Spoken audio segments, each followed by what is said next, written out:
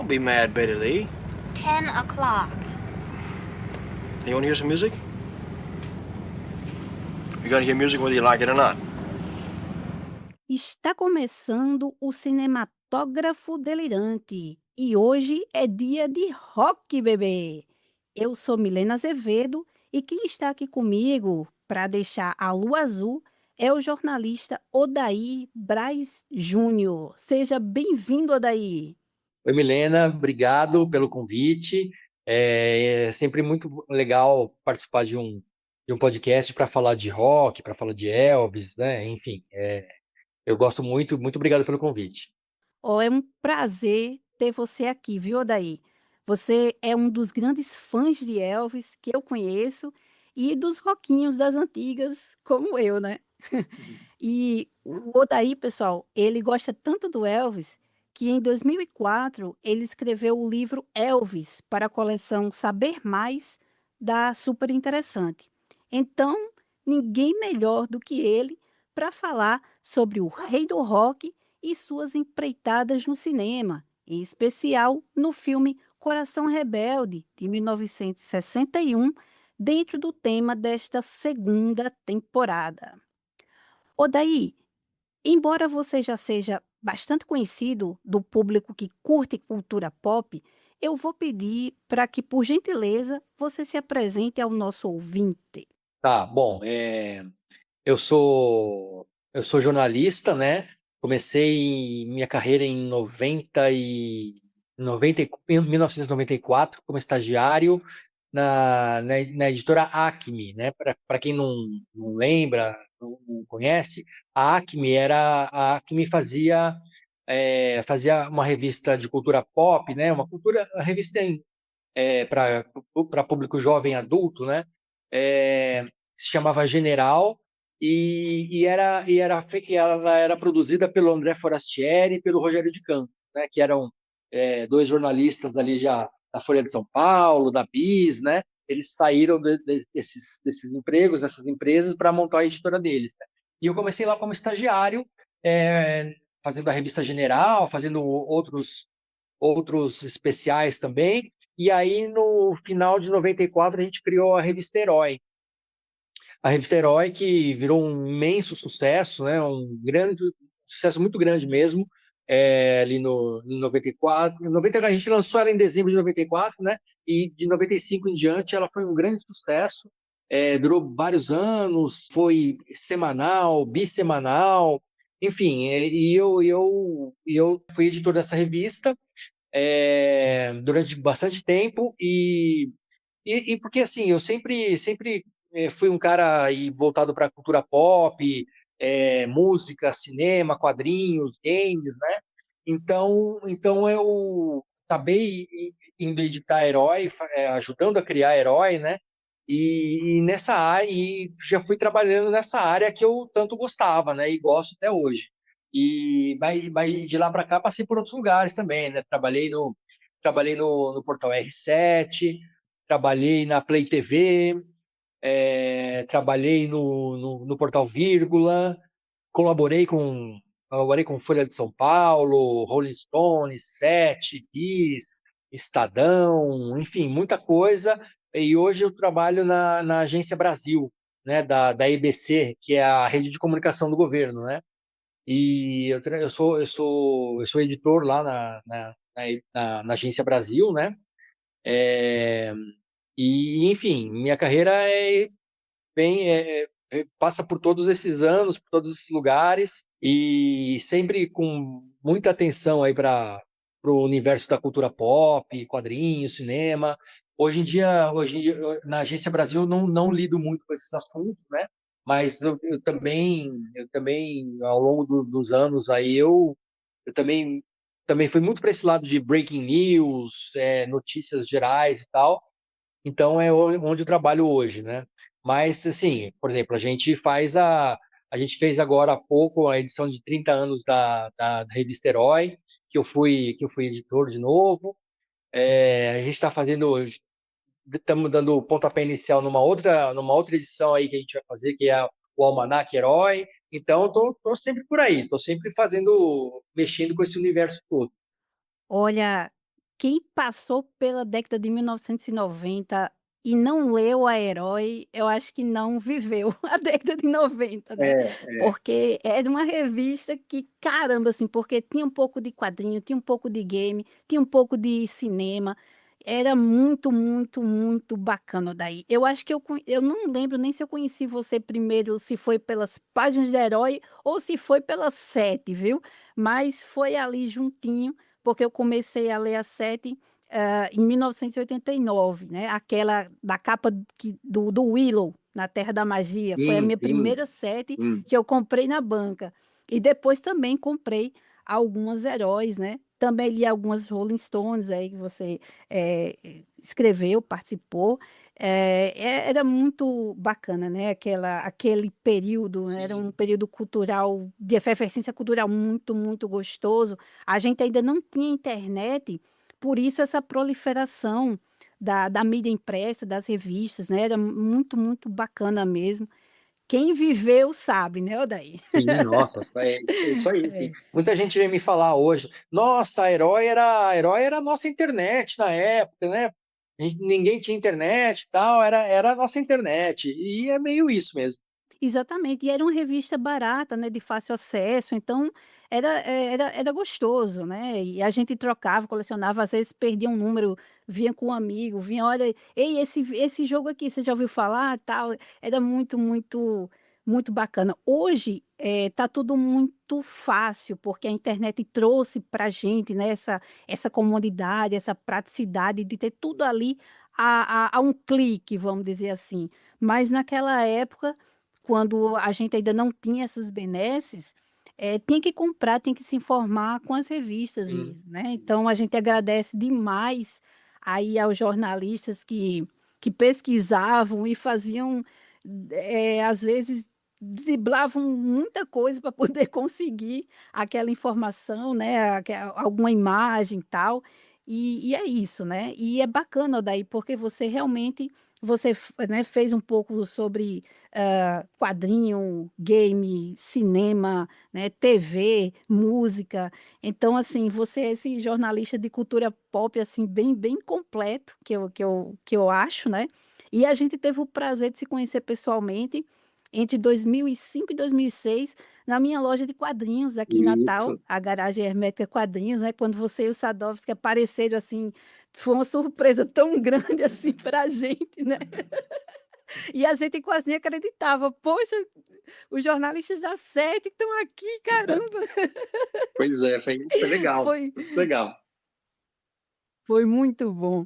Bom, pessoal, eu estou aproveitando o Odaí hoje, né? Como eu já falei que ele gosta muito de Elvis, ele já foi para lá, já visitou Graceland, né? Já, já. E, e aí eu vou aproveitar ele aqui e eu vou fazer um episódio diferente, tá? Eu vou meio que entrevistar o Odaí, porque eu não posso perder essa oportunidade de ter esse cara, que esse profissional que além de gostar, né, de música e de cultura pop como um todo, ele teve e tem ainda, né, assim,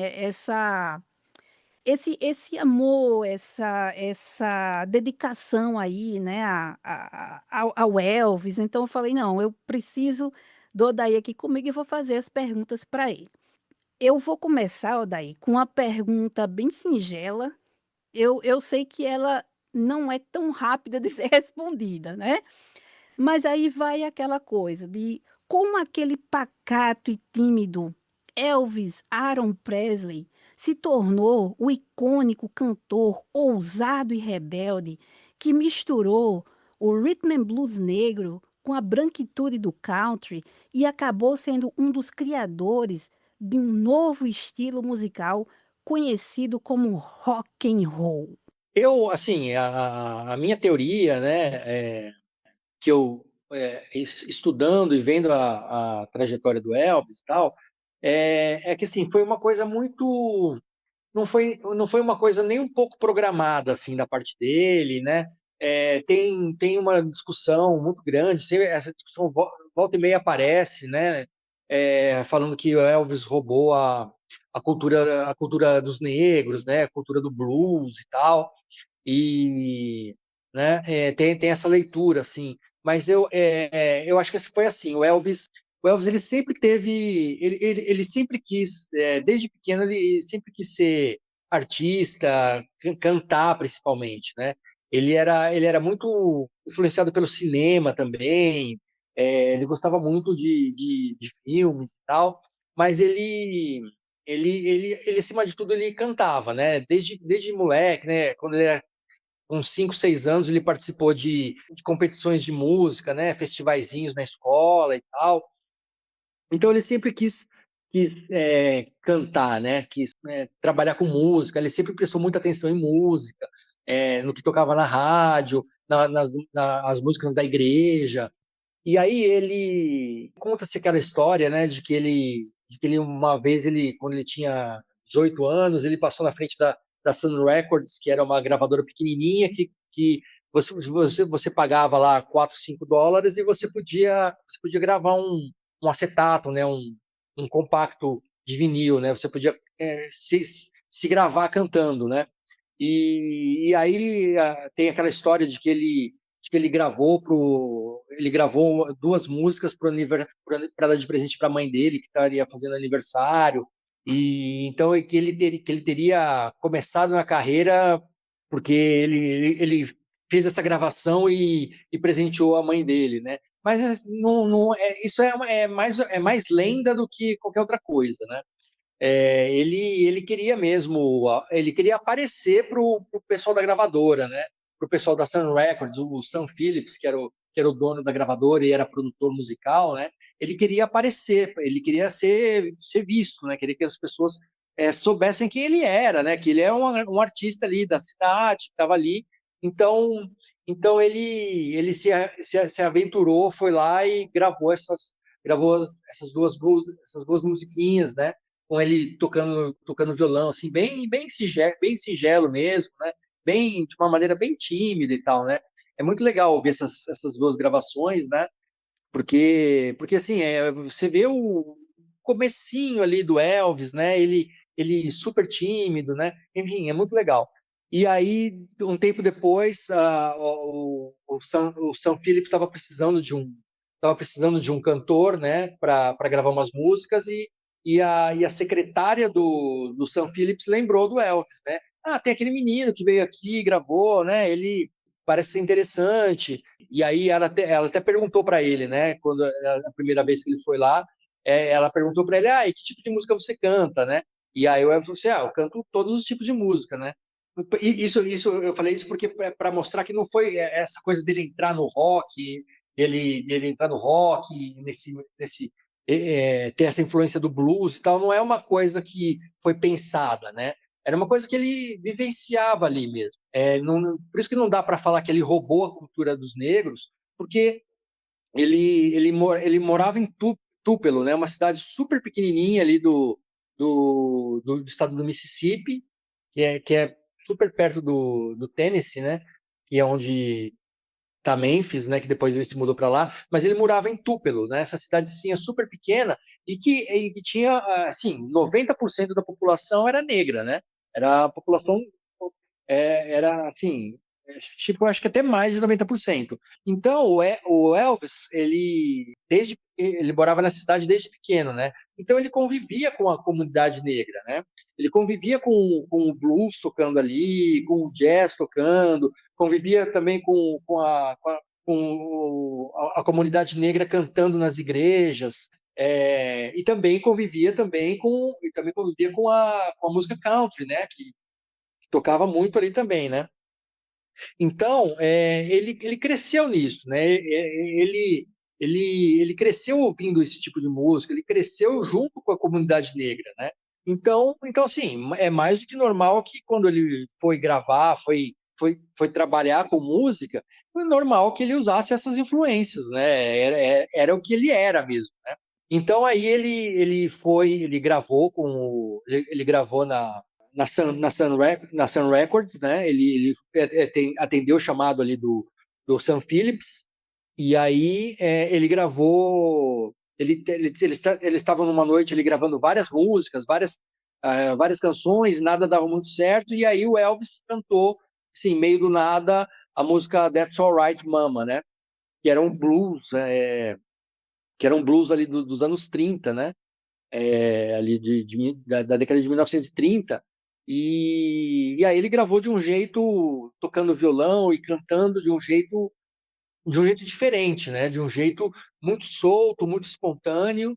E ali o Sam Phillips viu que a coisa, assim, ó, viu alguma coisa aí que é diferente, né? E aí o Sam Phillips foi estimulando, eles foram tocando, foi tocando com a banda que estava ali, que era o Scott Moore e o Bill Black, né? O Scott Moore na guitarra e o Bill Black no baixo. E aí eles conseguiram tirar aquele som que foi That's Alright e que era uma coisa diferente ali que o Sam Phillips achou que assim, ó, isso é diferente, isso é uma coisa que me interessa, né? E a partir daí ele foi gravando outras músicas, mais ou menos nesse ritmo muito puxado pro blues, pro rhythm and blues, né? Misturava um pouco blues com country. E aí foi aí que ele começou a fazer um sucesso ali, primeiro regionalmente ali em Memphis, ali na região de Memphis, que é no estado do Tennessee, né? E algumas outras cidades ali também, alguns outros estados ali do sul dos Estados Unidos. E aí que a coisa começou a pegar mesmo, né? E aí ele foi para uma gravadora grande, né? A RCA comprou o passe dele, e aí sim ele virou um sucesso nacional, né? É mais ou menos isso aí. Pois é, Elvis, ele era fruto do que estava acontecendo ali no momento, né? Ele escutava de tudo, tanto negros quanto brancos, Sim. e eu acho massa porque no filme Prisioneiro do Rock dá pra gente ver isso, né? Ele tá cantando uma música normal, aí depois quando ele se ouve, aí ele diz, não, poxa, tá muito ruim. E aí ele vai improvisando e consegue cantar num ritmo diferente, né? Num Sim. ritmo que, poxa, isso aqui não é nem um rhythm and blues puro, mas também não é o country puro, não é um blues puro, né? Que música é essa? Ele estava justamente criando algo novo. E eu tô aqui até na minha mão aqui, que eu tenho uma coleçãozinha de CD também, né? Uhum. Mídia física ainda temos. Sim, claro. É, eu consegui garimpar isso aqui, é uma coleção do 50º aniversário da Sun Records. E aí tem justamente a gravação do Elvis, né? Com o Scotty Moore, com o Bill Black, That's Alright Mama, e tem o Mystery Sim, Train também, sim. né? Então é muito legal assim a gente ouvir todo esse pessoal das Antigonas que passou pelas mãos do Sam Phillips, né? Tem o Johnny Cash, tem o Carl Perkins, tem o Jerry Lee Lewis, tem o Roy Orbison, né? É muito, ele pegou ali realmente a nata que aí depois, com o passar do tempo, foi ficando famosa. Mas essa primeira oportunidade, essa primeira chance, né, que todo mundo precisa ter na vida, o Sam foi esse meio que esse paizão assim para esses jovens que queriam cantar e queriam fazer essa música nova, né? E eu gosto bastante. Bom, aí a gente sabe, mesmo quem não viu Elvis ao vivo, como você, como eu, a forma como o Elvis cantava e se remexia no palco, ela era realmente hipnótica, deixando os conservadores de cabelo em pé. Olha, década de 1950, a gente falou, né, na primeira parte, aqui no comecinho dessa segunda temporada, tanta coisa que aconteceu nos Estados Unidos e na sociedade, principalmente essa questão da rebeldia que todo mundo ficou, a sociedade estadunidense ficou empolvorosa, né? Por que que essas crianças, né, esses garotos estão desse jeito, agindo dessa forma? E aí vem esse novo estilo musical, né, o rock and roll, que traz uma atitude, que traz uma roupa, que traz gírias, né, que traz penteados de cabelo e chega para dizer assim, olha, essa juventude de hoje, ela não quer mais ser como a dos seus pais, né? Ela quer ser diferente. O mundo mudou e pela primeira vez a gente vai ter realmente a adolescência, o adolescente sendo adolescente. O adolescente, digamos assim, cada um com sua tribo, cada um falando os seus dialetos e tendo a turminha, né? Não era mais agora aquela questão de a família, antes era tudo a família que fazia tudo junto, agora não. Agora os jovens vão ter as suas turminhas. Para pegar uma gíria da época, né? A sua patota. E era muito interessante. Então, quando o Elvis chega, né? É aquele cara muito bonito, era um branco bonito, assim, deslumbrante de bonito, lindíssimo, com aquela voz potente, e em cima do palco o cara arrebentava, né? E nenhum garoto branco antes dele desempenhou tal performance. Muitos diziam que aquele jeito de Elvis se sacudir, remexer a perna assim, era na verdade para esconder a timidez e o nervosismo.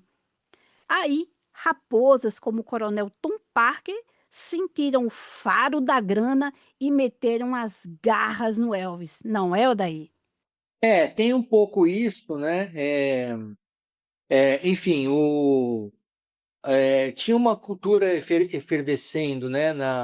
Ali, um pouco antes do Elvis aparecer. Assim, porque, assim, eu sou da turma que eu não considero o Elvis o criador do rock, né? Eu acho que ele tem uma importância gigantesca e tal, mas assim, na verdade, ele não criou, ele veio junto com aquela turma que já estava fazendo rock ali, mas que não aparecia, né? Que era o Chuck Berry, né? Os artistas negros, Chuck Berry, Little Richard, é, B.B. King, né? Que não era exatamente rock, mas Pets Domino, né? exatamente. Então, o Elvis aparece junto com esses caras, só que assim, esses caras, na verdade, já faziam rock antes do Elvis aparecer, né? E o Elvis, obviamente, conhecia eles e tal. Mas, assim, ao mesmo tempo, eu não acho que o Elvis também tenha copiado eles, né? Era uma cultura que estava aparecendo mesmo e que o Elvis estava inserido dentro dela, né? E então, é, e essa cultura principalmente essa cultura das comunidades negras, né, que já estava tocando rock, tocando rhythm and blues, né, com country e essa mistura toda e que foi resultar no rock, eu acho que essa cultura estava muito forte. E era uma cultura de gente jovem mesmo, né?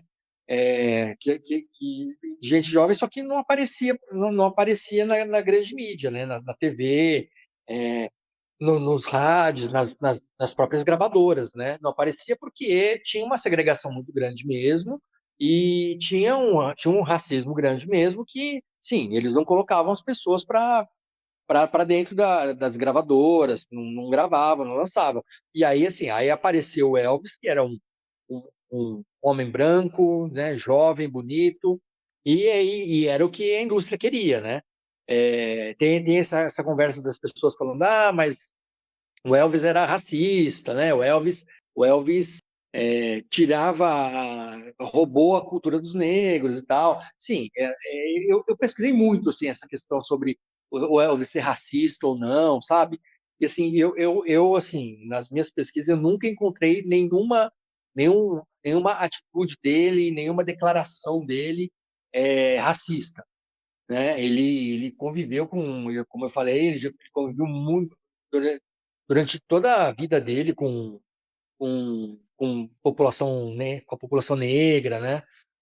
Memphis também tem uma comunidade negra gigantesca. Então, isso realmente não dá para acusar o Elvis de racista, né?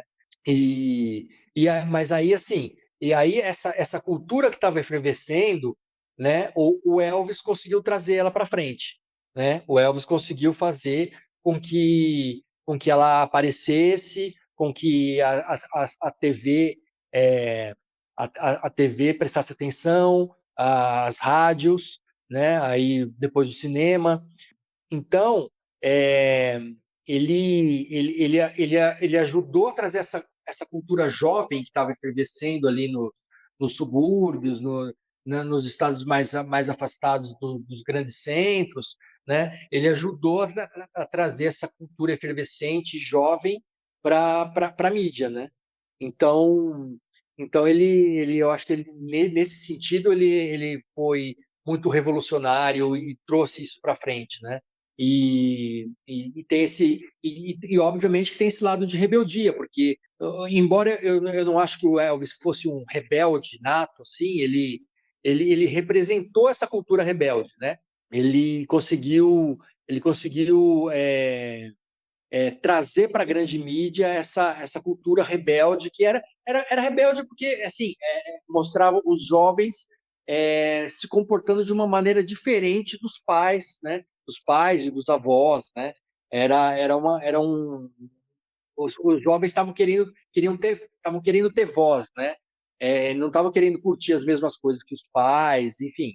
Então o Elvis conseguiu representar isso, né? Essa cultura rebelde que estava aparecendo acabou sendo personificada no Elvis. E aí você falou também na questão dele se mexer no palco, dele da perna dele mexer, e que era um traço um pouco da timidez dele. Tinha um pouco isso, sim, também. Tinha um pouco disso. Por exemplo, a perna mexer dele, ele já até falou, ele falou em algumas entrevistas, né, que era um pouco uma coisa de nervosismo e tal, mas que logo viram que as meninas, os jovens ficaram alucinados, né, porque não tinha mesmo alguém daquele jeito assim no mainstream, né? Você tinha o Frank Sinatra, você tinha o Nat King Cole, você tinha, né, que eram caras totalmente diferentes do Elvis, né? Então, então tinha um pouco disso, mas quando alguém viu o Coronel e outras pessoas que cercavam o Elvis, viram essa questão da perna, por exemplo, falou assim, ó, eu não sei o que aconteceu aí com a sua perna e tal, mas o pessoal adorou, vai lá e faz de novo, né? Então, e aí ele pegou isso daí como uma marca dele, sim, né? Pois é. Da mesma forma também a Duck Dance do Chuck Berry, né? Ele estava com o paletó amassado e para tentar disfarçar, ele se abaixou e ficou fazendo aquele, né? Aquele passinho, Sim, digamos assim. E o pessoal gostou e virou, né? Então virou um passe dele, uma assinatura dele, né? E o jeito de balançar a perna do Elvis era a assinatura do Elvis, né?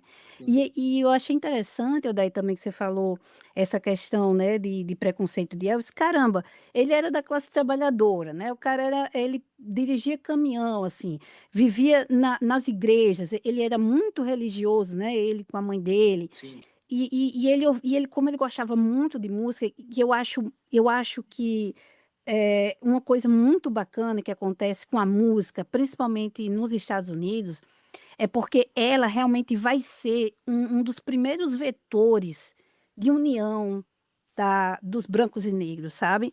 Porque, assim, tudo bem que a gente sabe, né, que muitos se aproveitam. Isso foi antes de Elvis, tá, né? Muitos se aproveitaram, os negros compunham uma música bacana, aí.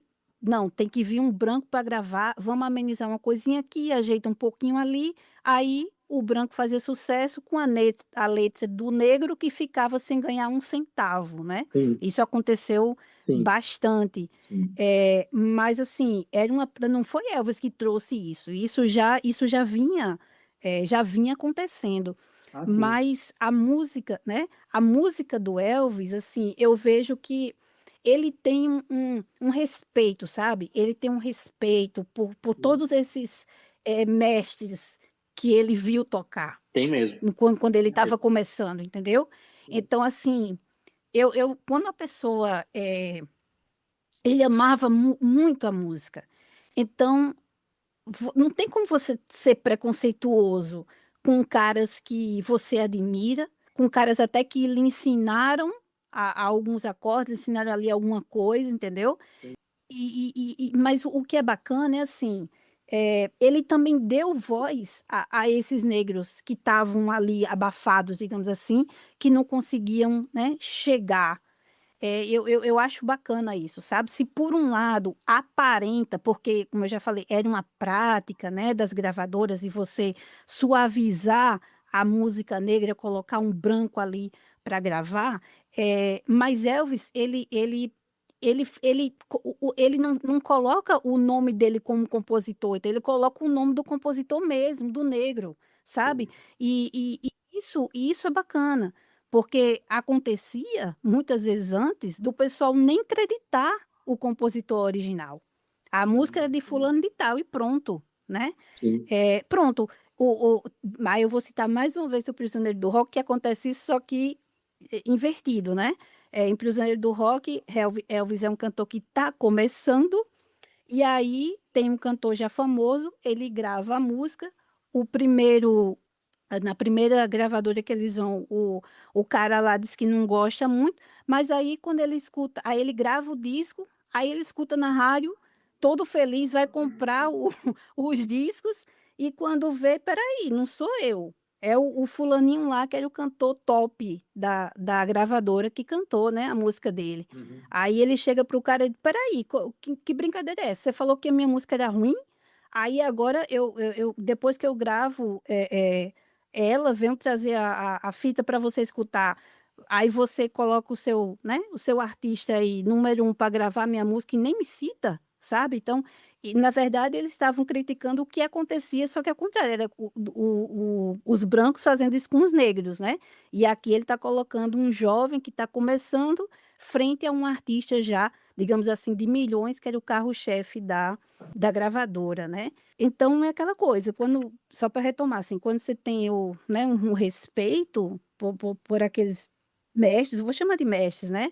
Não Sim. tem como ter preconceito. E a música, quando tocava, assim, eu fico imaginando, se quando eu comecei a ouvir, final da década de 80, década de 90, assim, eu comecei a ouvir muito, né, Beatles, Elvis, Roy Orbison, assim, gosto pra caramba.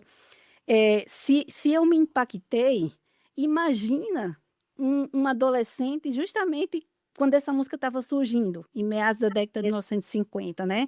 Como deve ter, digamos, explodido a cabeça deles, porque era algo completamente diferente.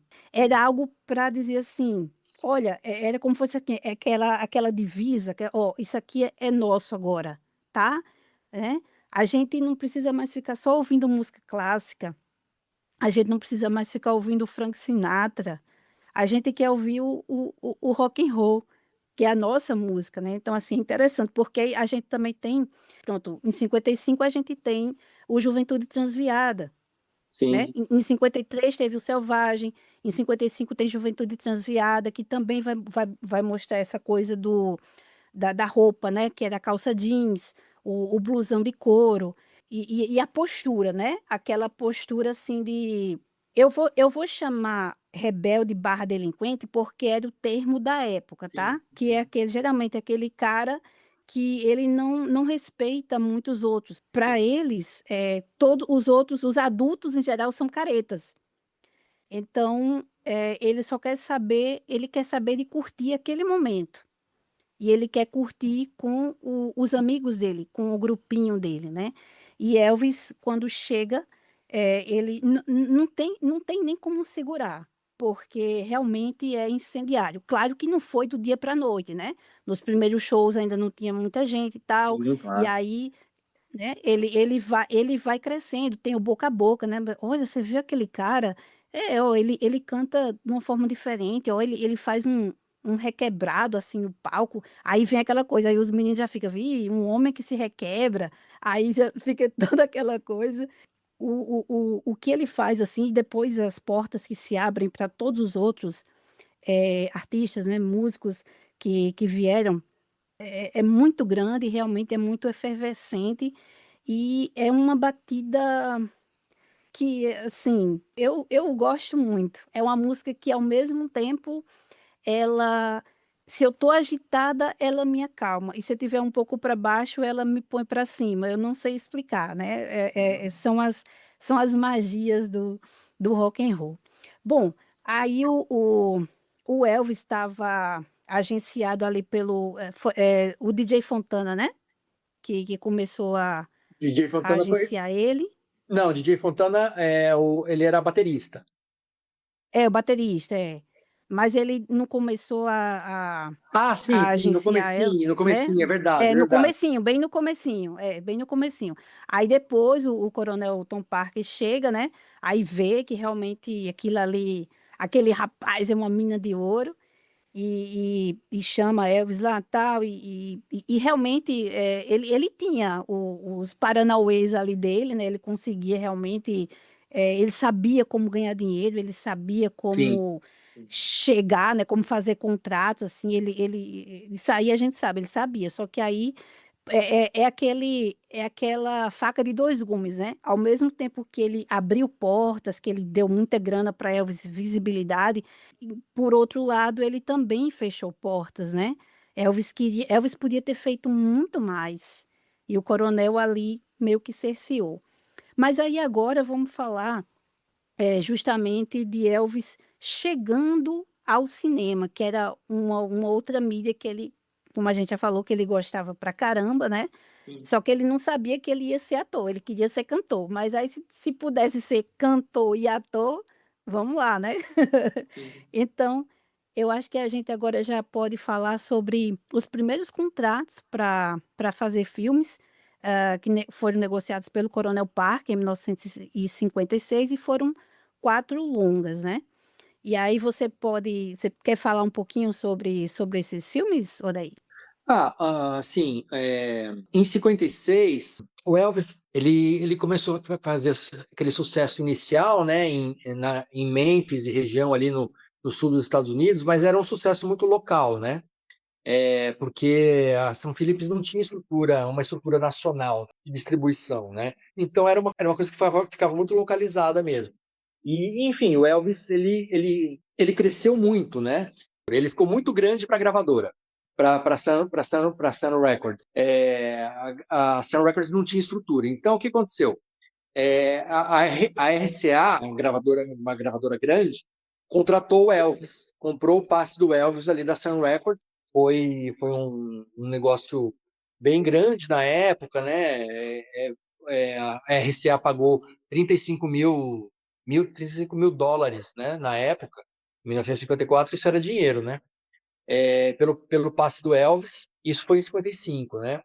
E ele já tinha lançado alguns singles pela Sun Records.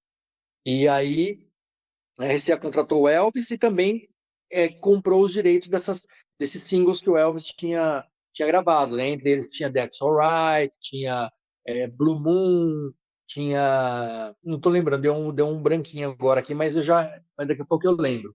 E aí então a RCA levou o Elvis e esses singles que o Elvis tinha na época. Então, em 56, ele gravou o primeiro disco dele pela RCA, e aí ele começou a fazer um sucesso nacional. Fez um sucesso nacionalmente. Nesse disco, por exemplo, sai Heartbreak Hotel, né, que foi um grande sucesso. E aí, como ele estava fazendo um sucesso muito grande já tinha aparecido na TV nacionalmente, né? No programa do Ed Sullivan, em outros programas também. E ele tinha essa vontade de ser ator também, né? Ele era muito fã do Marlon Brando, né? Ele gostava muito do James Dean também. Juventude Transviada era um filme que influenciou muito ele, né?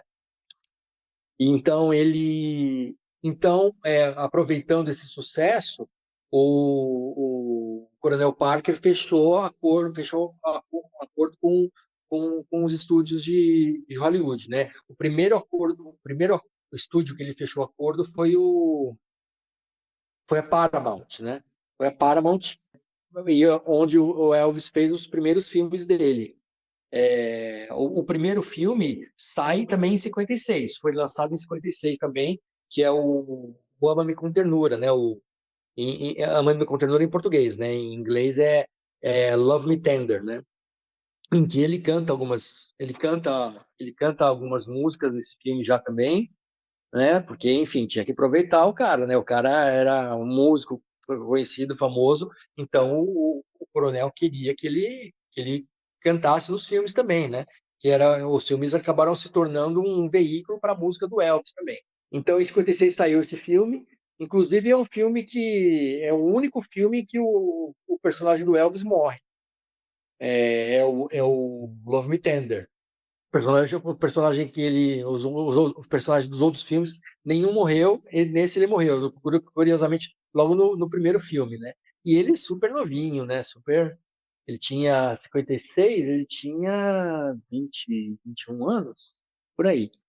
É, e, enfim, assim, o filme, a gente vê o filme, obviamente, que ele tá super super cru, né? Ele não era um ator, né? Ele nunca estudou para ser um ator, né? E ele tinha vontade de ser um ator, mas ele nunca havia estudado, né? Então ele era super cru, assim, o cara, né? Não tinha muitos recursos ali, muitas expressões e tal. Mas, assim, ele era muito bom para decorar texto. Ele conseguia decorar texto super bem. Mas ele não era realmente um grande ator, né? Dava para ver ali, mas sim, que ele foi o primeiro filme dele, né? Aí também nesse contrato vieram outros filmes, né? 57 veio A Mulher que Eu Amo, né? O Loving You. Aí em 57 também ele fez dois filmes, ele lançou dois filmes em 57 para você ver o ritmo que ele entrou, né? O ritmo acelerado que entrou a vida dele. Em 57 também sai O Prisioneiro do Rock, o Jailhouse Rock. Em 58 sai o Balada Sangrenta, o King Creole.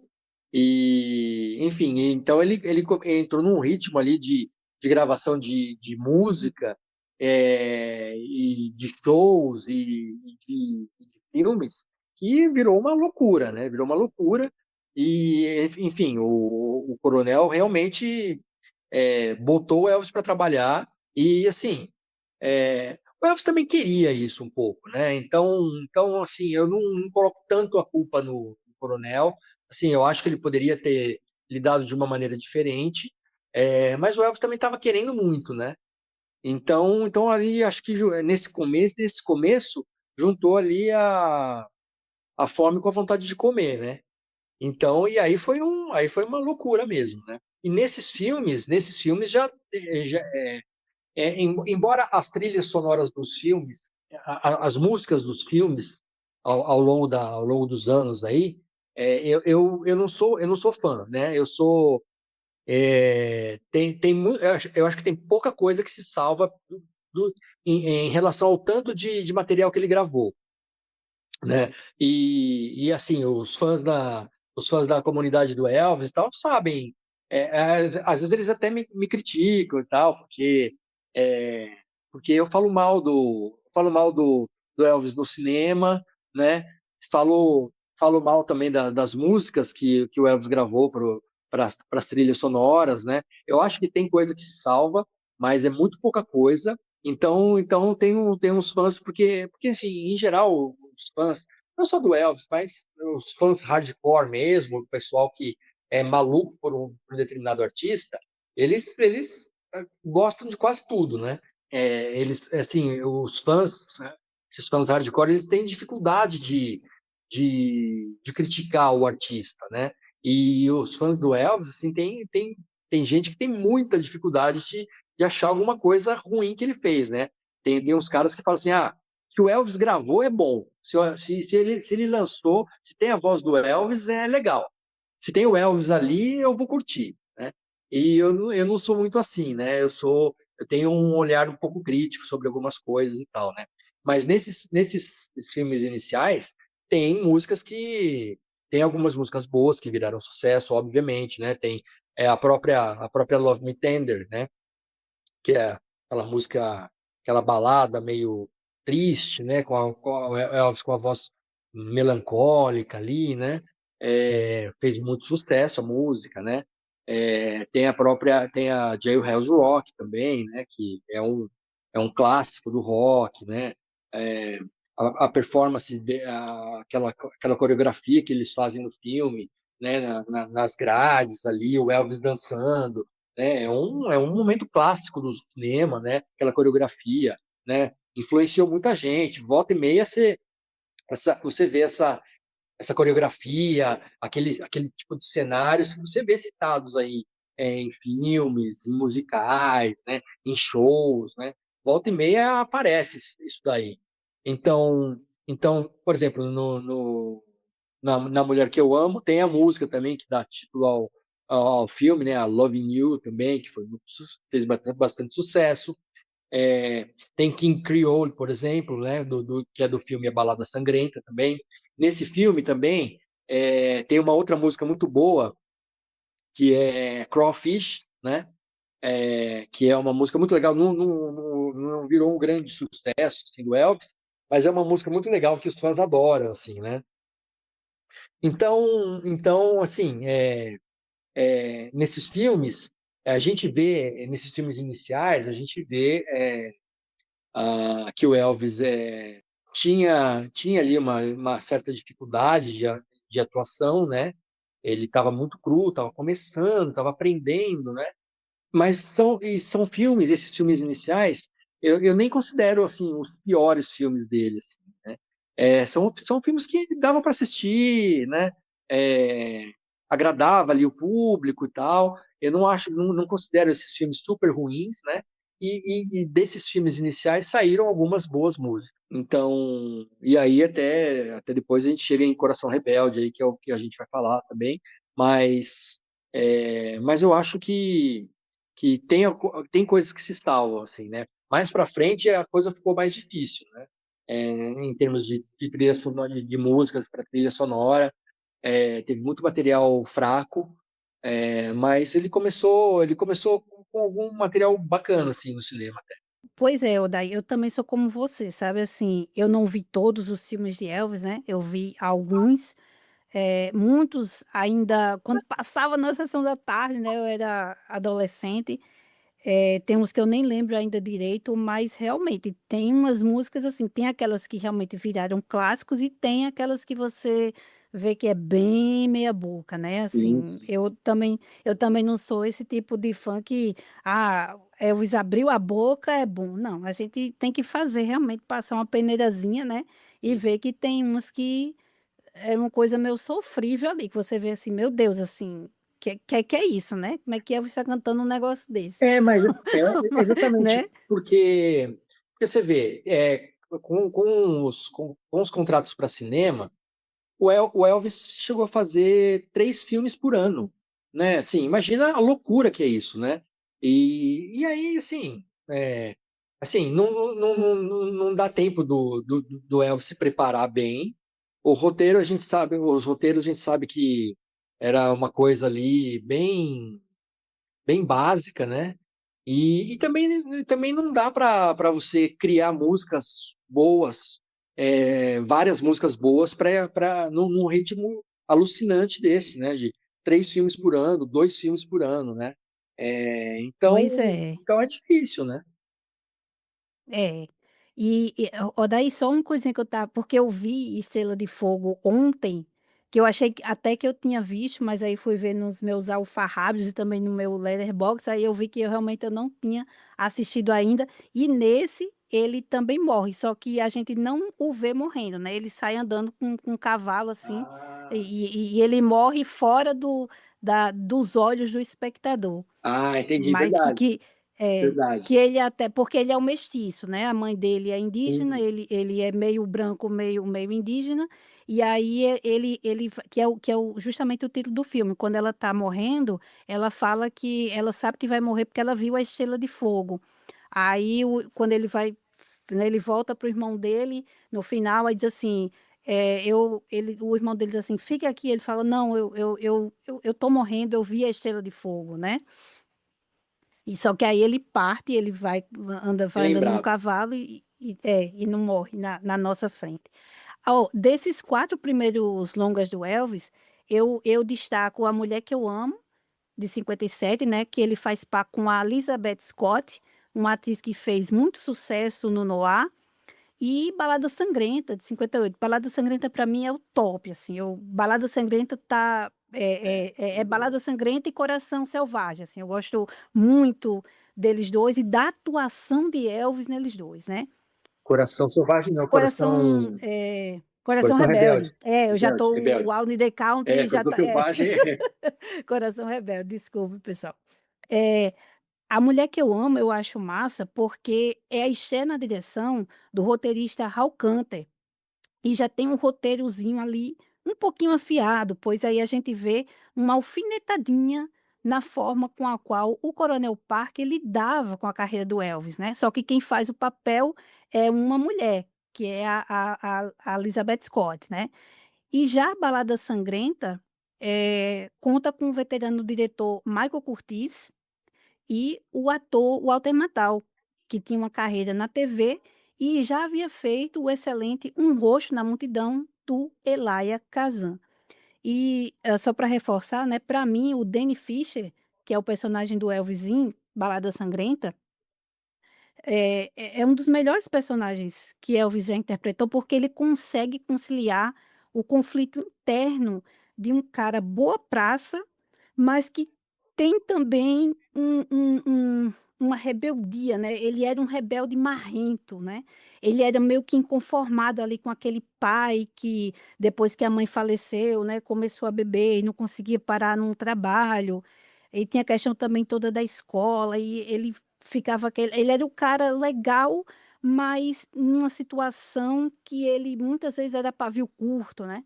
E ele conseguiu, assim, para mim, acho que ele consegue ter uma boa interpretação. E outra coisa que eu gosto desse filme foi justamente o que você lembrou, que é aquela cena de abertura, que é belíssima, com aqueles vendedores negros, né, de crustáceos e de sopa cantando na rua, e culmina Sim. justamente com Crawfish, que é aquele duelo dele com a Kitty White, né?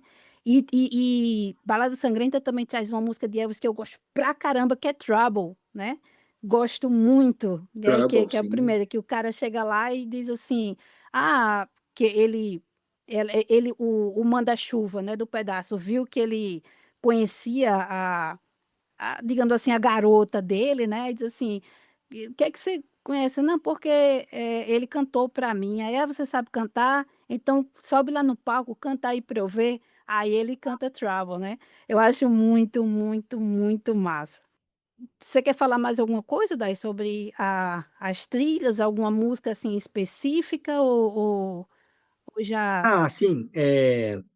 Por exemplo, tem a questão das trilhas, por exemplo, porque a gente tem uma ideia, muitas vezes, de que as trilhas são todas muito ruins e tal, né? Mas como eu falei aqui, nem todas são assim, né? Tem algumas, muitas músicas que ele gravou que são muito ruins, são muito fracas, mas ele gravou algumas coisas legais, né? Por exemplo, é, na trilha de Love Me Tender, tem a própria Love Me Tender, tem também Let Me, tem Poor Boy e tem We're Gonna Move, que são músicas bacanas, são músicas legais, bem aceitáveis, assim, não tem problema nenhum com elas.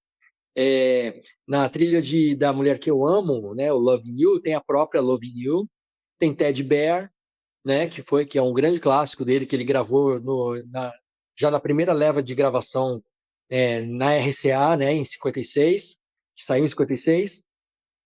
Tem Let's Have a Party, e tem Blueberry Hill também. Na trilha do Prisioneiro do Rock, tem a própria Jailhouse Rock, né? Um grande clássico. Tem Treat Me Nice, tem Young and Beautiful. Essas três, assim, desse filme, né? Que se destacam mais. E King Creole, em King Creole tem a própria King Creole, né? Tem Crawfish, que a gente falou aqui, que é muito legal. Acho que quem não conhece deve conhecer, tem que conhecer, porque é a música que ele faz um dueto com a Kitty White. E eu acho que eu acho que talvez seja o único dueto que ele tenha gravado.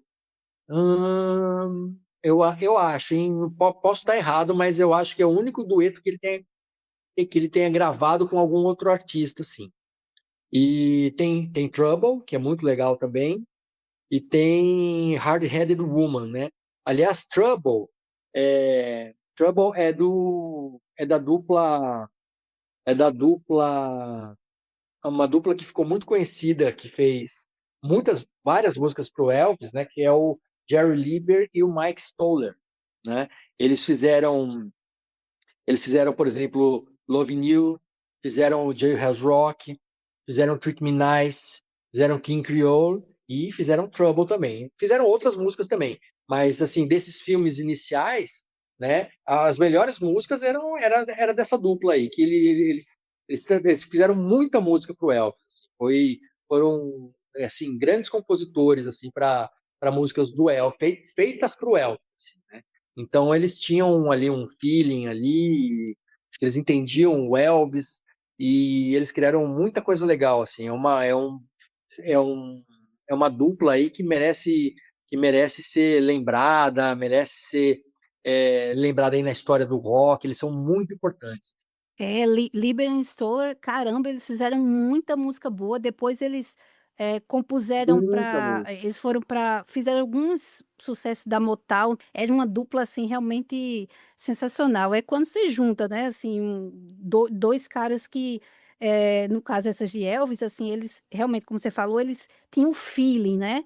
Ah, Prisioneiro do Rock também tem uma que eu gosto pra caramba, não sei você, que é I Don't Care, You So Square, né, eu gosto muito dessa mu Ah, sim, sim, é, muito legal também. então realmente tem Muito umas boa. que realmente viraram clássicas, assim, elas são muito boas, icônicas e tudo, mas tem outros, né, Sim. realmente ali no meio, principalmente os da década de 60 que é aquele ele entrou naquele ritmo louco, né. Sim, aí outra coisa daí também que eu estava vendo, ele antes de fazer o filme, o Coronel já gravava as músicas, né. Ele já gravava as músicas antes do filme, não é isso? Eu não tenho certeza se isso aconteceu em todos os filmes. Não tenho certeza. Não sei te precisar isso agora, não. Eu acho que pode. Achei alguns casos sim, outros não. Ah, beleza, beleza. Bom, então pessoal, eu vou mencionar agora aqui para vocês, como o ano de 1956 foi importante, tá.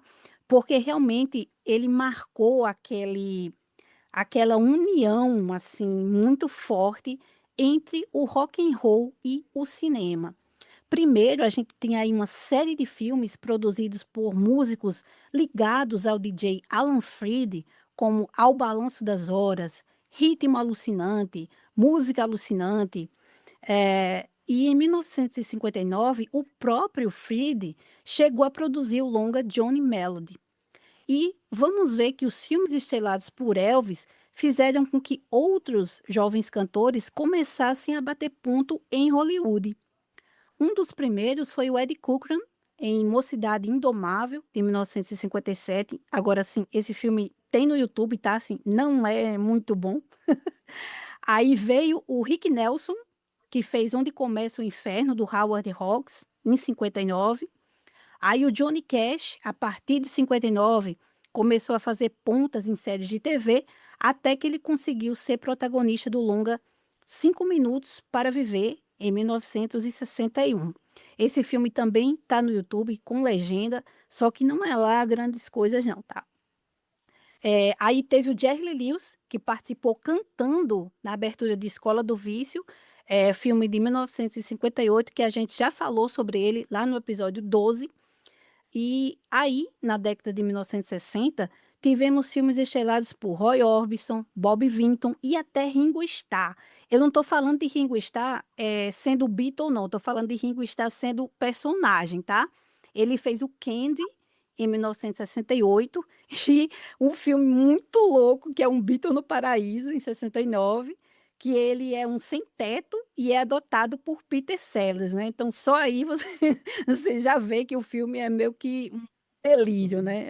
É muito engraçado, eu gostei do filme. Eu sei que tem gente que abomina, mas eu gostei, eu viajei no filme, né.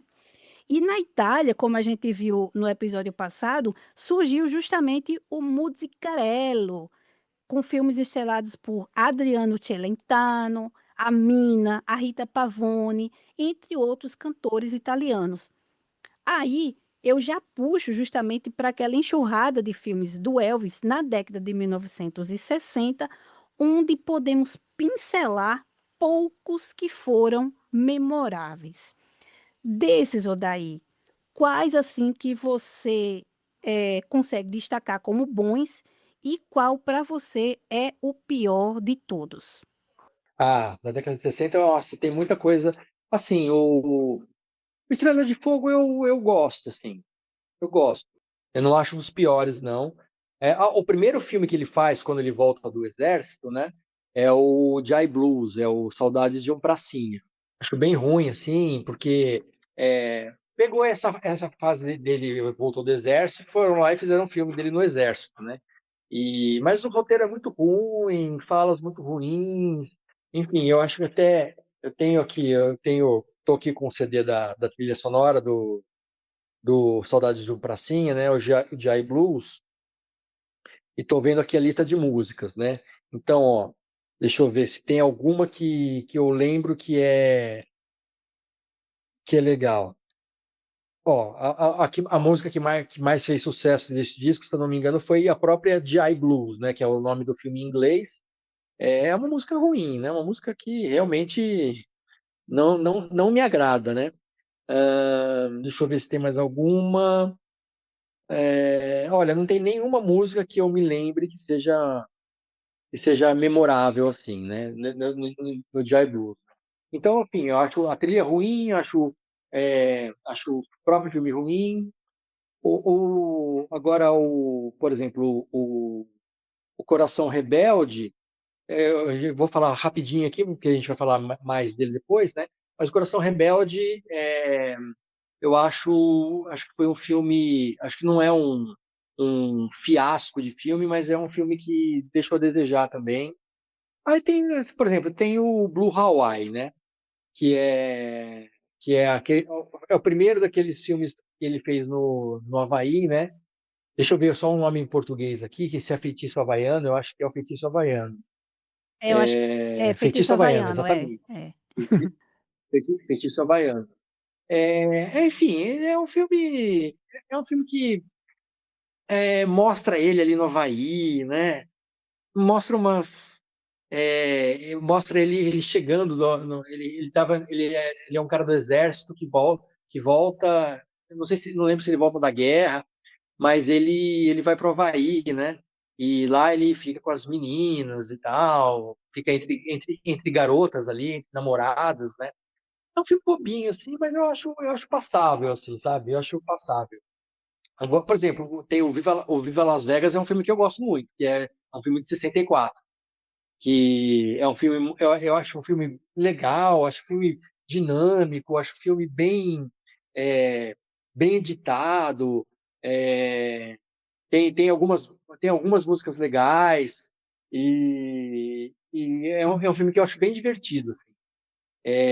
Mas, por exemplo, tem aí entre os ruins, então tem esse filme de 1965 que chama Feriado no Harém, em inglês é Harum Scarum. Assim, é um filme nesse filme, o Elvis, ele é um ator famoso nos Estados Unidos, né? Ele é um ator super conhecido nos Estados Unidos e tal. E aí ele acaba indo para o Oriente Médio, para um país do Oriente Médio, e aí ali ele acaba envolvido numa trama para tirar o rei do poder daquele país. E assim, é uma história sem pé nem cabeça, assim, e assim, é uma comédia romântica, assim, sabe? Só que o filme é muito fake, o roteiro é muito ruim, assim, é daquelas coisas que dá vergonha de assistir, assim, sabe?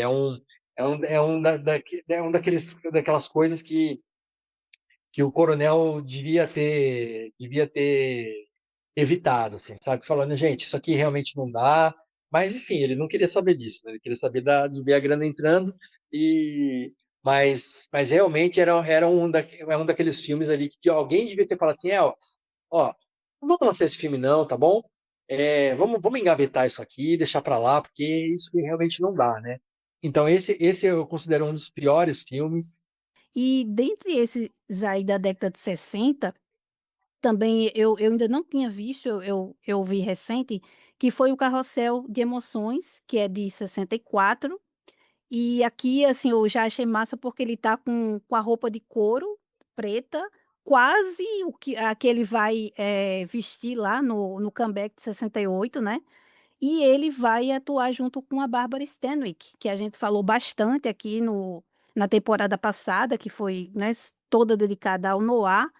E, assim, eu vou confessar, tá, eu até esperei um pouquinho mais, assim, desse filme, mas, assim, não não não tem muito porque, é aqueles filmes É, do Elvis que terminou sendo assim, ele era um cara que ele tocava ali ou então ele fazia algum tipo de trabalho, qualquer coisa assim, às vezes ele era cantor, às vezes ele só estava ali no local, aí ele era chamado: "Ó, você pode fazer isso aqui, tal, aí pode cantar?", "Posso". Aí as pessoas começavam a gostar dele e tal, geralmente se resumia a isso aí, né. E não tinha muito para onde é, correr. Aí é a mesma coisa, aí ele vai cantar as músicas que depois ele vai, lançar, e algumas vão fazer sucesso, outras não, mas assim, eu achei só interessante porque ele contracena com a Bárbara Stanwyck, aí eu fui assistir, mas também não é assim, desses tão fenomenais não, né. esse filme passou muito na sessão da tarde. E esse filme também tem uma outra participação, digamos, lendária nesse filme. Não sei se você lembra de quem é. Vixe, agora aqui me pegou, viu. Não tô lembrando de cabeça não. Esse filme tem a participação do Kurt Do Russell. Kurt Russell? Ah, É, do tá. Kurt Russell O com uns 8, menininho, 9 anos, é, mais ou menos. tá. Ele dá um chute na canela do É, Elvis. é mesmo. É o Kurt Russell. Ah, é realmente bem lembrado daí, valeu, viu. Valeu. Ei, diga aí, né. Ei, como é que você começou? Eu comecei chutando a canela do Exatamente, exatamente. E o Kurt Russell, que inclusive depois interpretou o Elvis no primeiro filme no primeiro filme foi um filme feito para TV, né? Filme biográfico, feito em 79, depois, portanto, depois que o Elvis morreu, um filme biográfico do Elvis ali. O Kurt Russell interpretava o Elvis foi um filme dirigido pelo John Carpenter.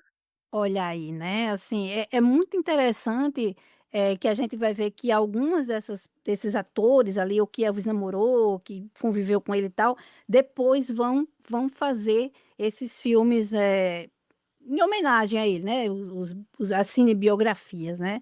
Bom, daí, acho que agora já chegou o momento, né, da gente falar, assim, especificamente sobre o Coração Rebelde, que no original é Wild in the Country, filme lançado em junho de 1961, com direção do Philip Dunne e roteiro assinado pelo Clifford Odets, adaptando o romance The Lost Country do J.R. Salamanca, publicado em 1958.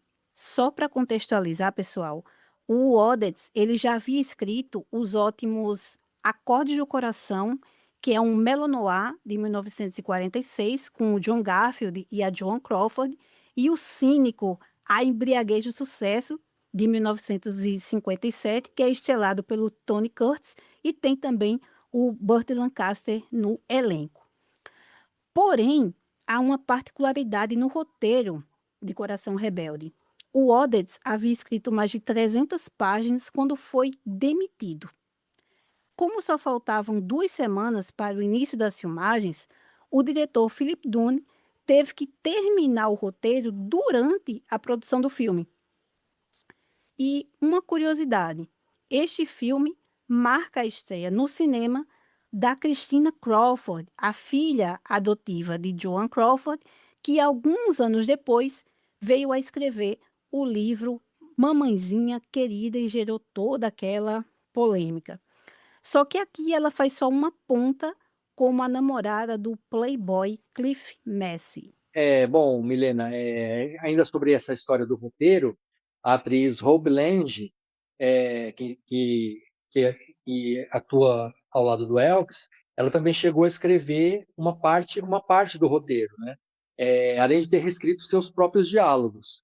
Então a gente vê ali que essa parte do roteiro foi bem complicada aí pro Coração Rebelde, né? O Dune ele reescreveu completamente o final, pois na versão do outro roteirista, o Odette, que foi demitido, o Glenn, que é o personagem vivido pelo Elvis, ele tirava a própria vida, ele se matava. E como Elvis, nesse filme, ele interpreta um aspirante a escritor, a gente vai ter 2 conexões literárias, tá. Uma delas é o título original, Wild in the Country, que foi retirado do poema Folhas na Relva, do Walt Whitman, numa sugestão do produtor Jerry Wilde. A outra é que o personagem Glenn Tyler foi vagamente ali baseado em Thomas Wolfe. O primeiro título do filme, o filme original, o título original era Lonely Man, o nome de uma das músicas da trilha sonora. Quando o Wald bateu o martelo e o título veio a ser Wild in the Country, a música Lonely Man foi cortada, acabou sendo cortada, ela foi gravada pelo Elvis, mas acabou sendo cortada da versão final do filme. Foi cortada junto com Forget Me Never, que também foi gravada pelo Elvis, mas acabou não entrando, né? O Elvis gravou 6 músicas para esse filme, e apenas 4 acabaram sendo utilizadas, porque Coração Rebelde não foi pensado como um musical, né? O filme mostrava mais o lado de ator do Elvis mesmo, o lado de intérprete dele, né? De ator mesmo, né? Apesar disso, o Coronel Parker fez uma pressãozinha ali, querendo lucrar mais pro Elvis aparecer cantando no filme, porque já que em Estrela de Fogo, o longa imediatamente anterior, o Elvis aparece cantando só a música de abertura, a música de abertura, dos créditos de abertura. E tem uma curiosidade também, que dá para ouvir um trecho de Lonely Man no trailer original do filme, e a música tá no lado B do single Surrender. Essas curiosidades são muito legais, né. Eu tenho uma outra curiosidade também que eu descobri assistindo. Eu assisti o filme no dia de hoje, da nossa gravação, né? O Coração Rebelde. E não sei se você reparou, mas aparece ali, durante pouco tempo no filme, aparece o Alan Napier, o ator lá, Alan Napier, que ele é ninguém menos do que o Alfred da série do Batman dos anos 60. É Ele, mesmo, eu achei ele aparece ali. É. Ele é o professor, o diretor, acho que é diretor da faculdade em que o Elvis, que é um aspirante a escritor, em que o Elvis vai estudar. O Elvis ganha uma bolsa, né? E ele É é aparece ali durante um momento ali do filme. é, É o ele é Alan o Napier amigo que... ele é o Isso, amigo da doutora, Irene, que ela leva para ele ler o exatamente. texto, né, de Elvis, aí eles: "Ah, né, você realmente, tem jeito para ser escritor, precisa ser burilado", uma coisa assim que ele fala, né. Aí ele quer ser professor dele e vai ver se consegue uma bolsa para o Elvis, né, para o Glenn. Sim. Ah, bacana, viu, realmente. Eu vi, assim, o semblante, mas, né, realmente Pois é. deixei mas olha aí. E assim, eu também estava lendo, né, que Elvis, ele viajou para Califórnia para pré-produção do Coração Rebelde no dia 6 de novembro de 1960. As filmagens, elas começaram no dia 11 de novembro e terminaram em meados de janeiro de 1961. Só que aí Elvis ele foi chamado de volta em fevereiro para refilmar o final. Então, ele comemorou o seu 26º aniversário com a equipe do filme, que lhe presenteou com uma placa que trazia os dizeres: "Feliz aniversário, rei do karatê", porque Elvis tinha ganhado a faixa preta do primeiro grau do karatê em julho de 1960. Bom, eu vou trazer mais uma curiosidade, então, do filme.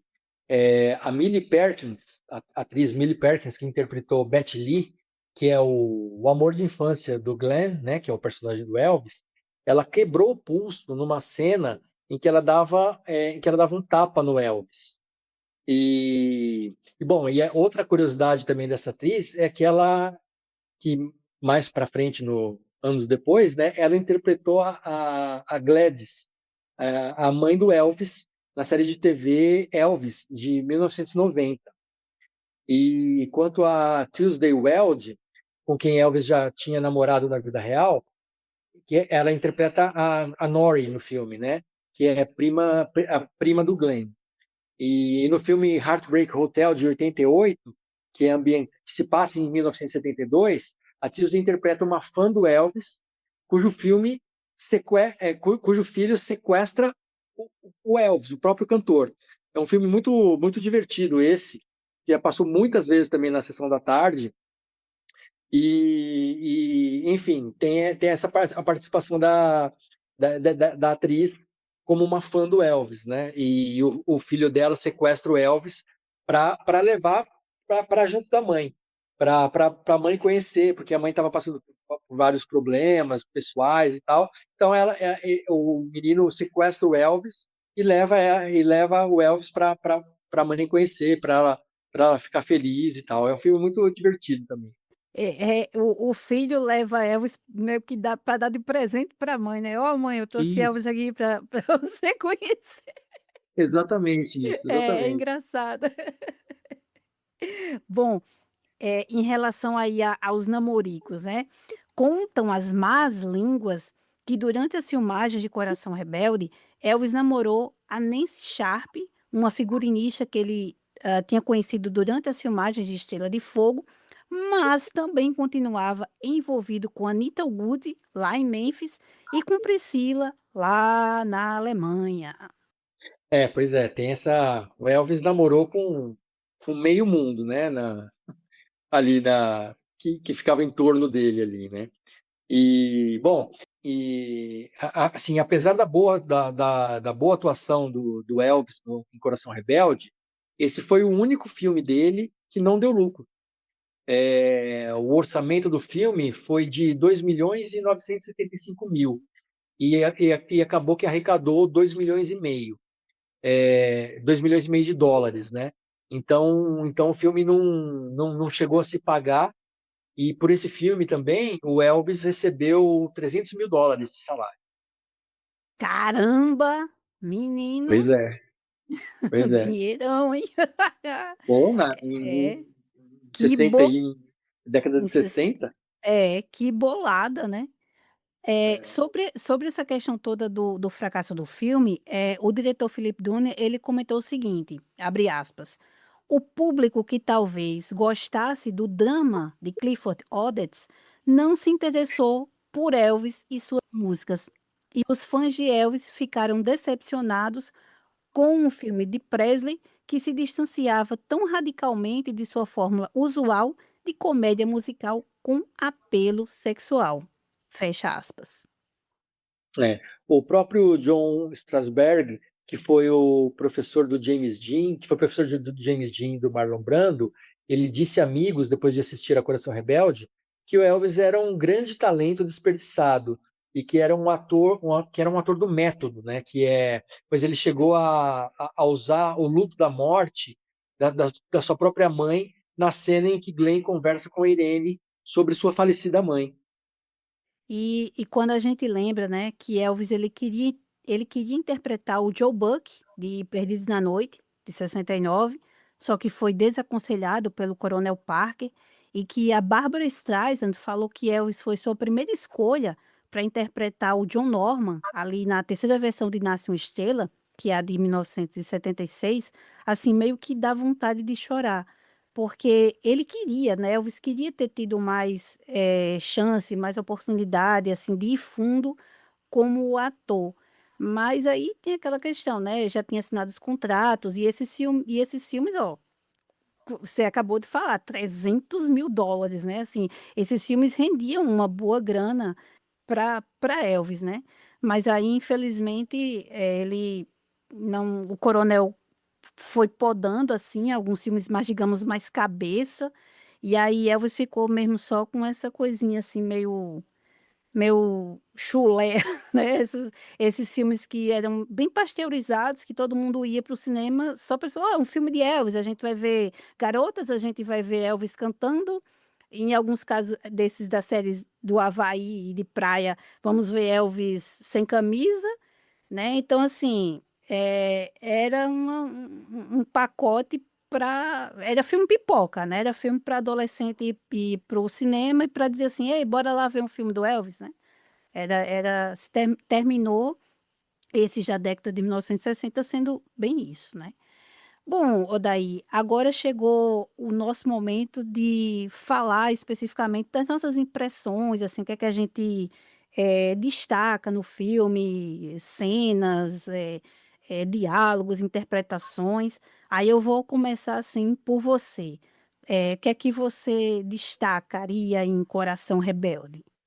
Assim, eu acho que é um filme que ele não eu acho que ele não é um filme que dá para dizer que o Elvis passa vergonha, mas eu acho que é um filme que deixa um pouco a desejar, assim, né. A própria interpretação do Elvis não é boa, né, não é uma grande interpretação, assim, eu acho.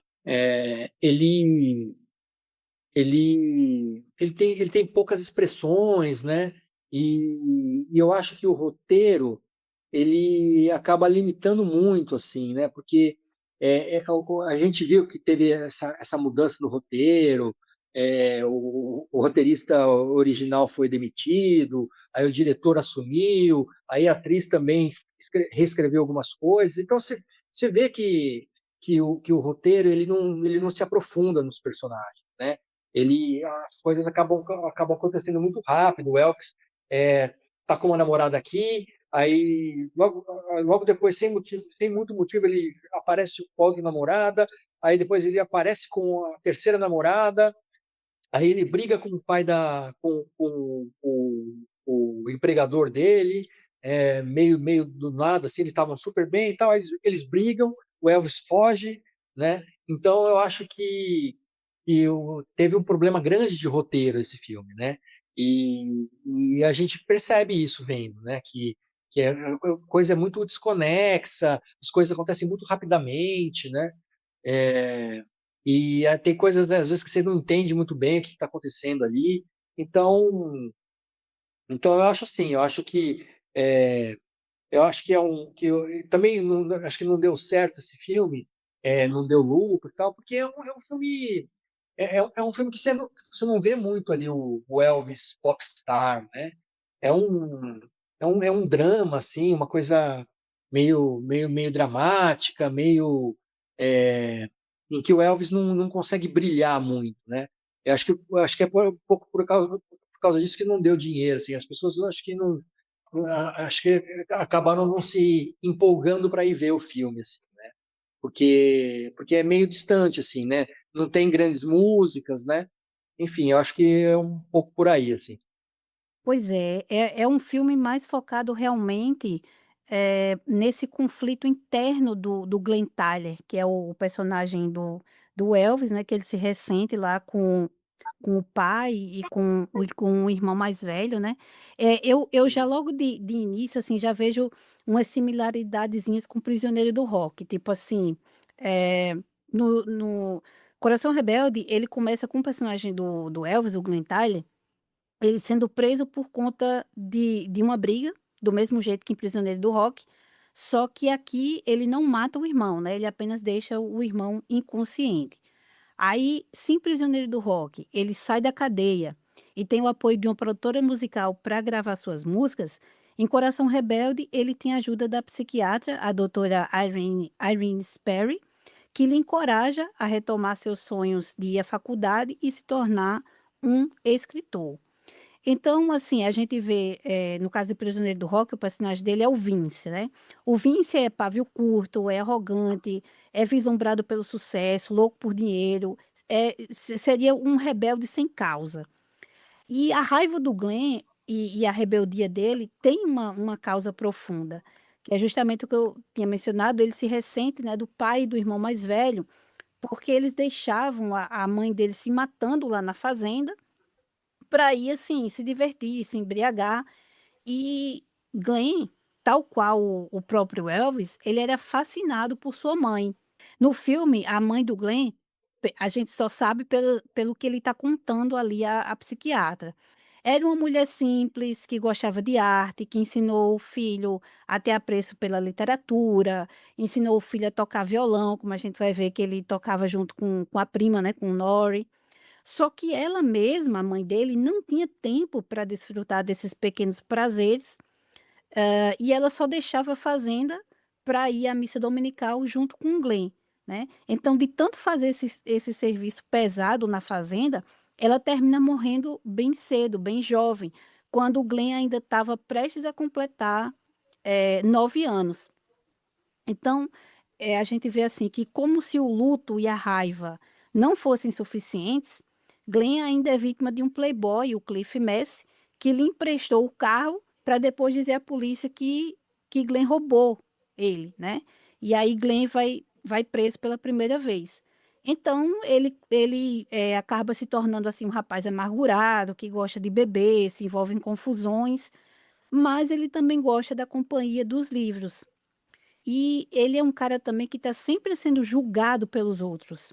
E ele se ressente disso, né? Um exemplo que a gente vê é logo naquela cena, depois que ele bate lá no irmão, briga com o irmão e foge e vai preso, a gente tem a cena da audiência da liberdade condicional, né? E ao ser informada pelo pai do Glenn que ele gosta de ler, aí a doutora Irene, de pronto, assim, ela pergunta se ele lê revista em quadrinho, que é uma pergunta bastante preconceituosa, porque está dentro daquele viés, assim, bem deturpado do Frederick Wertham, né. Para quem as HQs, elas estimulavam a delinquência juvenil. E aí é engraçado porque o Glenn, ele faz uma cara, né, de bem poucos amigos, assim, para a doutora Irene, e mais tarde ele confessa para ela que ele teve vontade de bater nela por conta da daquela pergunta, né. Aí, o tio Rolf, que é um personagem também que, eh, aparece dizendo que vai ajudar o sobrinho a se endireitar, vai lhe dar um teto, vai lhe dar um trabalho, só que na verdade ele só quer usar o Glenn. Ele quer que Glenn se aproxime da filha, né, da Nori, que é uma mãe solteira, para se casar com ela. E é engraçado, assim, na primeira cena que eles estão jantando, eh, o Rolf, ele antes de comer, ele faz uma prece, né. E aí a Sim. Nori ela já deu uma mordida, assim, no frango e ela fica olhando, assim, para o pai, tipo assim: Que é isso?", né, É, que besteira é essa que tá fazendo? Que ele tá querendo impressionar Glenn, que era muito religioso, né. Então, assim, pois as é. pessoas que aparecem no caminho dele para tentar assim, primeiro as pessoas julgam ele. Aí aquelas que aparecem no caminho dele para tentar ajudar, na verdade, têm interesses escusos. E a gente só tem, assim, 2 realmente pessoas ali que querem ajudar o Glenn, porque gostam dele, que é a Betty Lee, a namoradinha dele, que também eu não entendi, porque, assim, se eles eram namorados desde criança, assim, desde, né, dá pra entender desde sei lá, do início da adolescência. Aí eles só porque num domingo a menina não vai pra missa, fica com ele, aí o pai e a mãe chegam e ele tá beijando ela, aí de repente o velho fica contra ele, né, assim, do nada, ele: "Vá, não quero minha filha, dando desculpa para não ir à igreja e tipo, aprendendo coisas erradas aqui com você", assim, do nada, né, um negócio que Uhum. aquilo ali fica meio fica meio estranho. E a outra É, personagem, né, que é estranho mesmo, assim, se eram namorados, assim, de muito tempo, né, como é que de repente, né, é estranho, é estranho ali. E a outra que a personagem que quer realmente ajudar o Glenn é a doutora Irene. Tanto que as melhores cenas, assim, de Elvis, pelo menos para mim, são justamente quando ele tá contracenando com ela, quando ele tá tentando porque ele é bem bruto com ela, né? O início quando ele chega lá na casa dela é bem tenso, assim. E aí, aos pouquinhos, ele vai conseguindo tirar aquela carapuça bruta.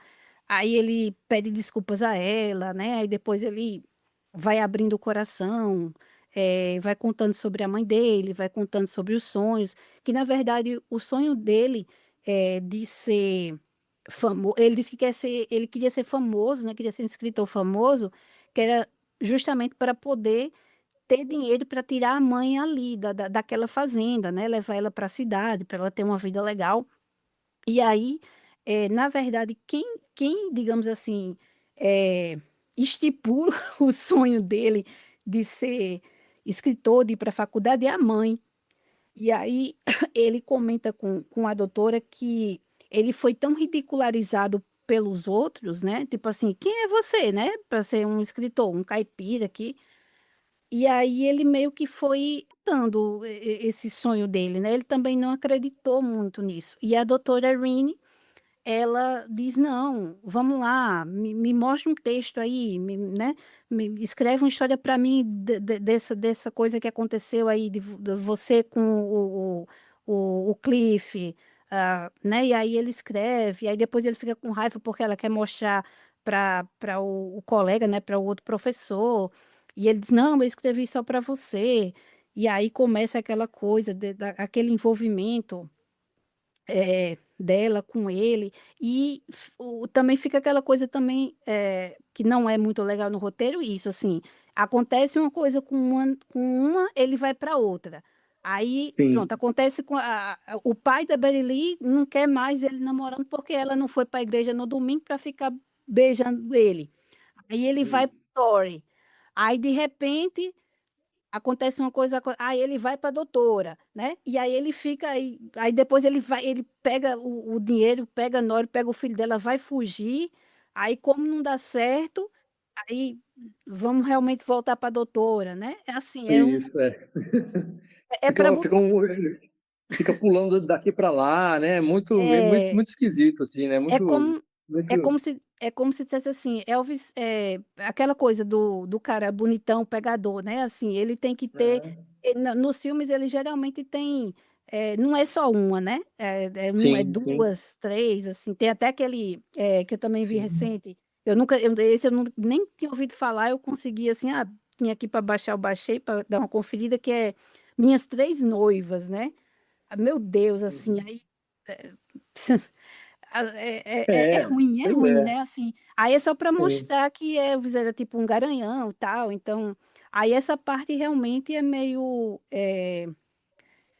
forçação de barra, né? Porque ele não sabe o sim, que ele quer, ele gosta de quem, né? Aí fica aquela coisa meio só para mostrar que Elvis era pegador, assim, no caso, né? Que é o que acontece com esses roteiros que às vezes, assim, ele vem numa linha, como não foi finalizado, ficam, né, outras mãos mexendo e termina que o resultado, no geralzão, assim, não é tão bom. Mas dá para sim, entender que, assim, era para ser realmente um filme de Elvis como ator, né? Tanto que tem aquelas duas músicas que ele canta no carro mesmo, né? Que tem uma até que parece quando ele canta com a doutora Erin, quando eles estão voltando lá da universidade, que o professor, né? O Alfred uhum, tem Elvis sim, como aluno, parece até que é uma música daquelas de. Como fosse uma cantiga popular, né? Que ele começa a cantar, e ela complementa, sim, é, né? Aí, assim, realmente é um filme de Elvis bem atípico, porque não tem o Elvis cantando rock, assim, não tem o Elvis dançando, né? Se apresentando. Então, eu não, imagino que deva ter chocado as pessoas, né? Poxa, vamos ver um filme de Elvis. Aí a gente. Porque, assim, eles filmaram, quando eles filmaram, terminaram de filmar o Coração Rebelde, Estrela de Fogo ainda não tinha estreado, né? E aí depois, porque Estrela de Fogo, o pessoal já ficou meio assim, aí Elvis canta ali no começo. é uma música que não é autoria, não é dele, é como se fosse também uma música daquelas, né, canções popular, do cancioneiro popular, e o violão também Uhum. depois até desaparece do filme, né? O violão só aparece nessa cena e depois Sim. se desintegra, se desmaterializa. E aí, assim, Coronel Parker, não, vamos botar música aqui nesse filme, né? Só que não é um filme daqueles iguais que Elvis fazia, é um filme diferente. Tanto que eu trouxe ele para cá, porque na verdade, assim, seria legal falar mais sobre Balada Sangrenta, que eu acho realmente bem superior.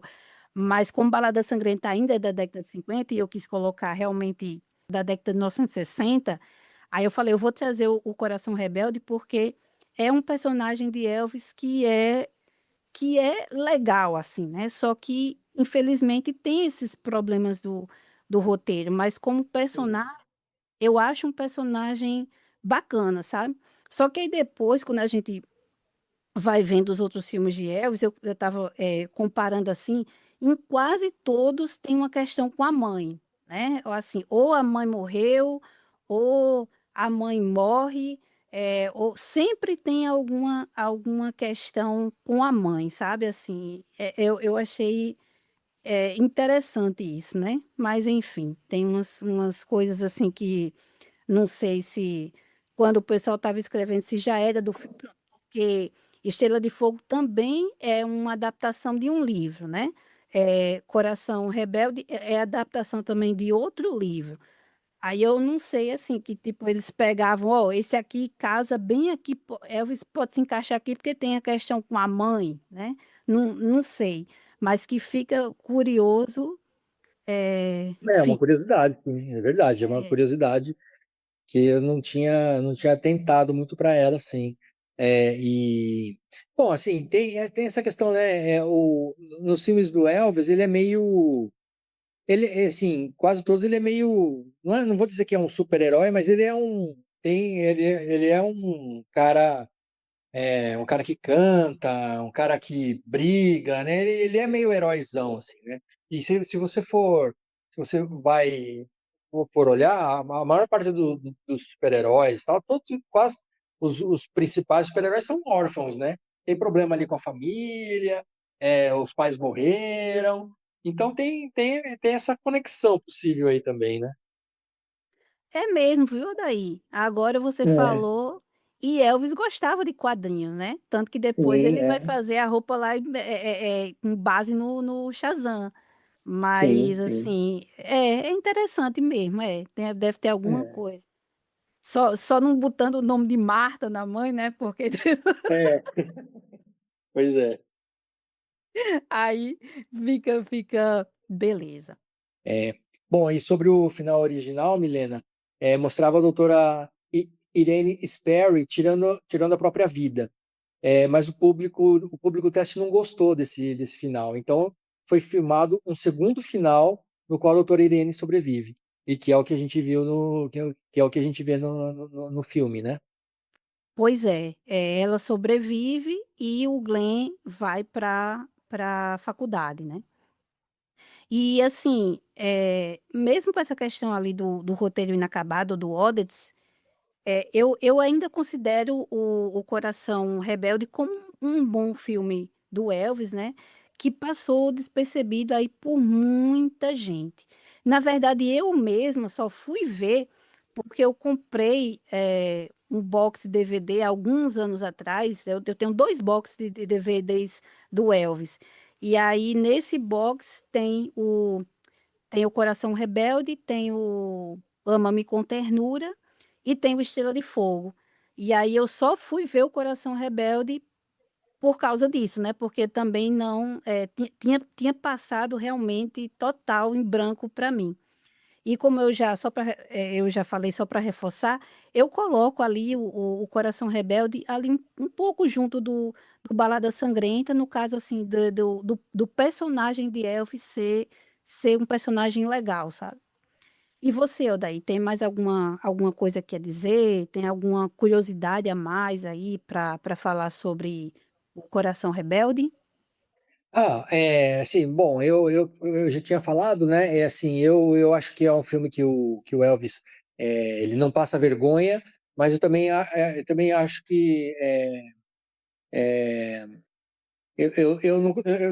eu acho, por exemplo, o King Creole melhor, né? Bem melhor, assim, mas o Coração Rebelde, assim, eu acho que assim, o Elvis tem outros filmes bem piores, assim, né? Eu não gosto tanto do Coração Rebelde, mas eu também acho que é um dos filmes passáveis, assim, do Elvis, né? Eu acho que tem alguns melhores, mas é um filme passável. Eu acho que ok, assim, eu acho que dá para ver na boa também, né?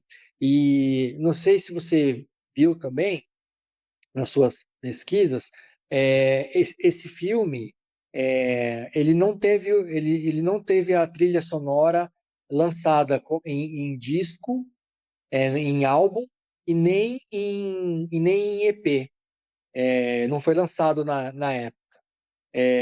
Justamente porque tinha essa questão do Elvis, de mostrar mais o Elvis como ator, né? Então eles não lançaram as 6 músicas que o Elvis gravou, né? Elas foram lançadas posteriormente ali, como singles, né? Como singles, junto com outras músicas, mas não teve um álbum e nem um EP da trilha sonora desse filme. Ah, beleza. E realmente, são 4 e 2, aquelas 2 que ele canta ali no carro, né?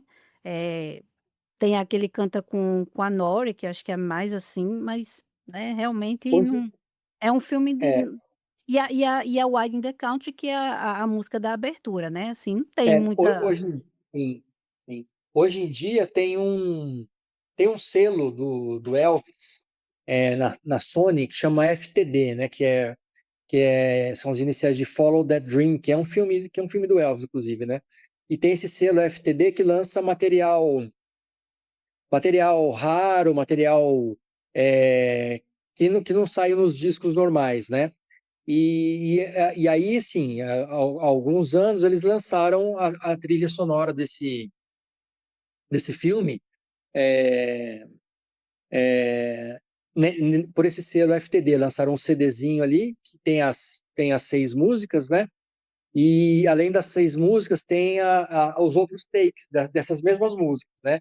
Então, que ele começa a cantar e erra, aí volta, começa de novo, né? Tem umas versõezinhas assim diferentes, mas assim, saiu agora mais recentemente, há alguns anos, né? Mas enfim, se alguém quiser ter a trilha, é através desse CD aí, por exemplo, né? Mas esses CDs são super caros, enfim, e é difícil de encontrar também, né? Mas existe a trilha nesse formato, né? Ah, beleza, viu daí.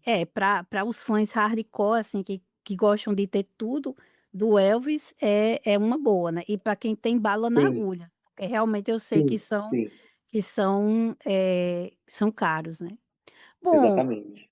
então daí eu acho que a gente já pode encerrar, né, por aqui, e esse passeio aí por Elvis, pelo rock, pelo cinema.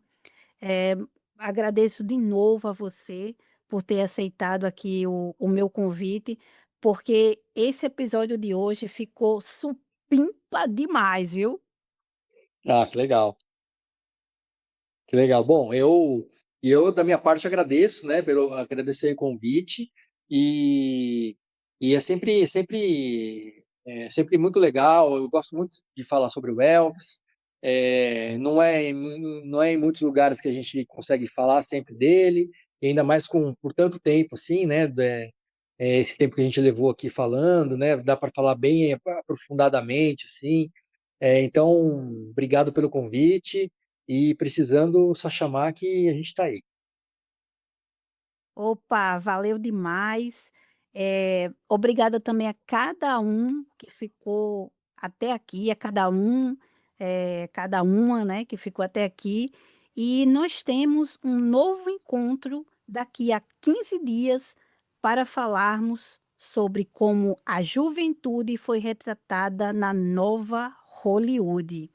E eu lembro que quem quiser ter acesso aí ao material de pesquisa, é só entrar no nosso grupo do Telegram, tá certo? O link eu deixo sempre no Spotify e também no YouTube. Todos são bem-vindos, bem-vindas e bem-vindes. Beleza, pessoal?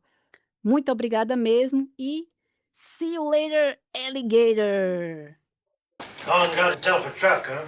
More'n you had at his age and time. Oh, listen, I don't Betty want Lee. this evening, Glenn. Oh, evening, Mr. Parsons. I'm sorry I'm late. I didn't know how to get shut up on garage.